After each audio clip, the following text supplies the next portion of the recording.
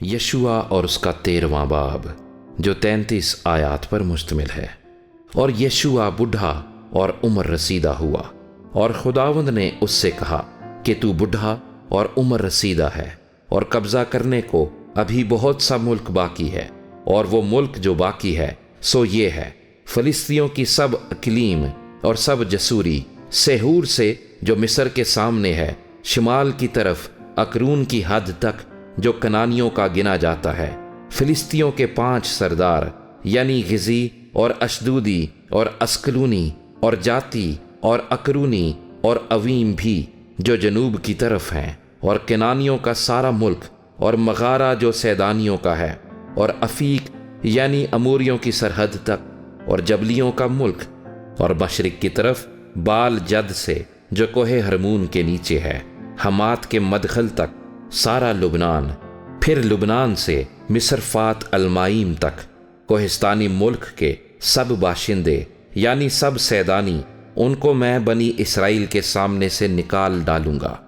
تو فقط جیسا میں نے تجھے حکم دیا ہے میراث کے طور پر اسے اسرائیلیوں کو تقسیم کر دے، سو تو اس ملک کو ان 9 قبیلوں اور منسی کے آدھے قبیلے کو میراث کے طور پر بانٹ دے۔ منسی کے ساتھ بنی روبن اور بنی جد نے اپنی اپنی میراث پا لی تھی، جسے موسیٰ نے یردن کے اس پار مشرق کی طرف ان کو دیا تھا، کیونکہ خداوند کے بندے موسیٰ نے اسے انہی کو دیا تھا، یعنی اروئیر سے جو وادی ارنون کے کنارے واقع ہے شروع کر کے وہ شہر جو وادی کے بیچ میں ہے، اور میدبا کا سارا میدان دیبون تک، اور اموریوں کے بادشاہ سیہون کے سب شہر جو حسبون میں سلطنت کرتا تھا بنی امون کی سرحد تک، اور جلاد اور جسوریوں اور مکاتیوں کی نواحی، اور سارا کوہ ہرمون، اور سارا بسن سلکا تک، اور اوج جو رفائیم کی بقیہ نسل سے تھا،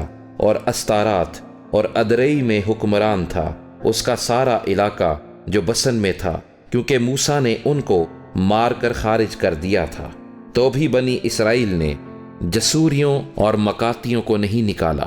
چنانچہ جسوری اور مکاتی آج تک اسرائیلیوں کے درمیان بسے ہوئے ہیں۔ فقط لاوی کے قبیلے کو اس نے کوئی میراث نہیں دی، کیونکہ خداوند اسرائیل کے خدا کی آتشی قربانیاں اس کی میراث ہیں، جیسا اس نے اس سے کہا تھا۔ اور موسیٰ نے بنی روبن کے قبیلے کو ان کے گھرانوں کے مطابق میراث دی، اور ان کی سرحد یہ تھی، یعنی اروئیر سے جو وادی ارنون کے کنارے واقع ہے، اور وہ شہر جو وادی کے بیچ میں ہے، اور میدبا کے پاس کا سارا میدان، حسبون اور اس کے سب شہر جو میدان میں ہیں، دیبون اور بامات، بال اور بیت بال معون، اور یحسا اور قدیمات، اور مفت اور کریتائم اور سبما، اور زرتل سحر جو وادی کے کوہ میں ہے، اور بیت فغور اور پسگا کے دامن کی زمین، اور بیت یسیموت، اور میدان کے سب شہر، اور اموریوں کے بادشاہ سیہون کا سارا ملک جو حسبون میں سلطنت کرتا تھا، جسے موسیٰ نے مدیان کے رئیسوں اوی اور رقم اور سور اور ہور اور ربا سیہون کے رئیسوں سمیت جو اس ملک میں بستے تھے قتل کیا تھا۔ اور بور کے بیٹے بلام کو بھی جو نجومی تھا بنی اسرائیل نے تلوار سے قتل کر کے ان کے مقتولوں کے ساتھ ملا دیا تھا۔ اور یردن اور اس کی نواحی بنی روبن کی سرحد تھی، یہی شہر اور ان کے گاؤں بنی روبن کے گھرانوں کے مطابق ان کی میراث ٹھہرے۔ اور موسیٰ نے جد کے قبیلے یعنی بنی جد کو ان کے گھرانوں کے مطابق میراث دی، اور ان کی سرحد یہ تھی، یزیر اور جلاد کے سب شہر، اور بنی امون کا آدھا ملک اروئیر تک جو ربا کے سامنے ہے، اور حسبون سے